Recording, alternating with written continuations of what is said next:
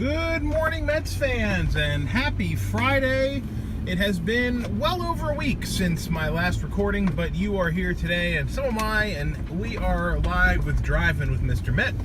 I am Mr. Met, and I'm back after a week out of town. Missed almost all of the spring training action that we've been presented with so far, but as of today, things should get back on track for me, and I should be able to resume my regularly scheduled watch every game schedule.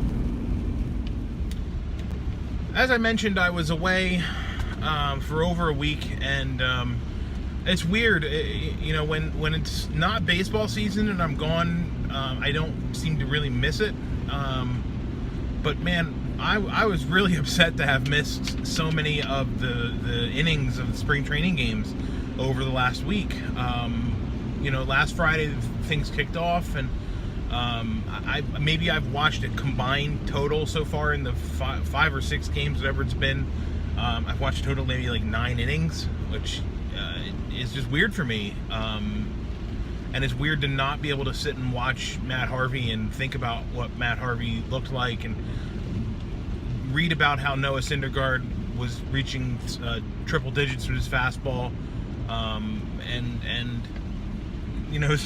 it's just weird. It's a weird feeling because I'm usually so on top of all of the games, just like as a force of habit. But it wasn't the case. This week, over the last week, I should say. So, to quote JFK, the movie, "What is past is prologue." So let's not dwell on the fact that I wasn't able to cover any of Mets action over the last week. Let's talk about how things are going to go going forward. And I want to talk a little bit about two things that have transpired since the last time I've recorded something. Number one, the injuries and the reaction to the injuries. I love baseball, but I'm a Mets fan, and I only follow the Mets. So I can't say for sure whether other clubs are being as cautious? Whether other clubs are taking as much care with their players at this point in the preseason as the Mets are. But the injury history being what it has been over the last decade almost, you can understand why Mets fans overreact to the idea that someone might be hurt. There was the DeGrom injury, there's the Cespedes injury, there's the Anthony Swarzak injury, there's the Juan Lagares injury, there's plantar fasciitis for Jay Bruce, Adrian Gonzalez is old. It's spring training, and I'm not that concerned. In spring training, if you can't be confident and you can't be excited about what the upcoming season brings to you and brings for you, you might as well not even bother watching, because baseball is a grind, as we all know, and spring training, everyone's in first place. I mean, nobody's a loser yet. So I don't know why everyone gets so up in arms about specifics in spring training, and worries so much about what I consider to be little things in spring training. Minor injuries are important to diagnose early, and I think we should look at this that way, that the team hasn't been allowing the players to dictate their own recovery programs. Instead, they've been saying, you know what, you're not going to play today, you're not going to pitch today, you're not going to do anything today, whatever. It's a little bit different than the way things have been here, again, over almost the last decade, with the way injuries have been handled. That being said, today is another game, and I will be watching. I think the Mets play the Nationals today, and Juan Lagares will make his spring training debut in center field, debuting not only his glove but also his new swing, which of course was much publicized over the winter. And I, for one, am looking forward to seeing what Juan can do with the bat, because we all know what Juan can do with the glove. He's one of the best defensive center fielders in baseball, and if he could hit to go along with that, that would be incredible.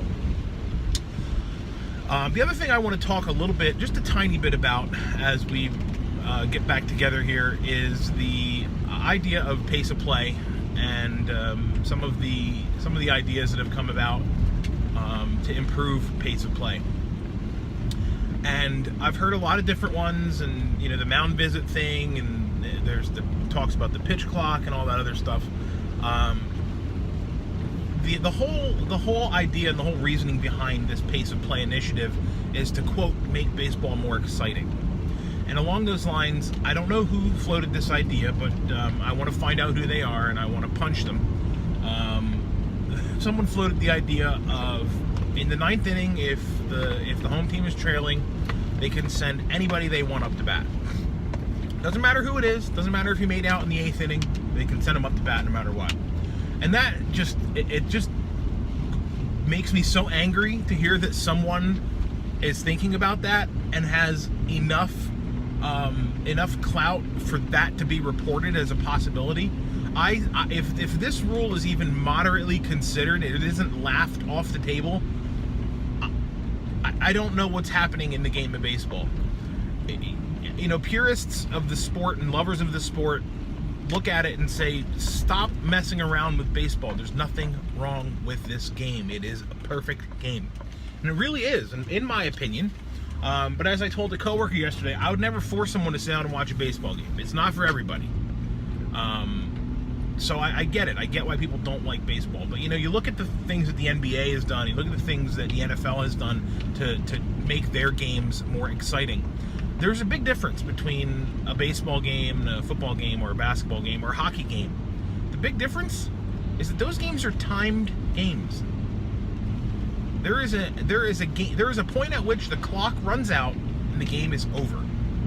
And that, in my view, is what makes baseball superior to these other sports. That there's no way to run out the clock in baseball. And I've said this a million times. There's no way to run out the clock in baseball. The only way to win a baseball game is to record 27 outs. Period. Doesn't matter if you're winning by 15 runs, you still got to put the guys away in the 9th inning or the 8th inning or whatever inning it is. So I hope that this nonsense about sending another guy up to the plate gets thrown out the window as quickly as humanly possible. And I honestly hope that baseball doesn't do too much to deviate from itself, because in my opinion it's the greatest game on the planet. So that's all I'm going to talk about today. I'm back. I'm happy to be back. I'm going to be watching the game this afternoon.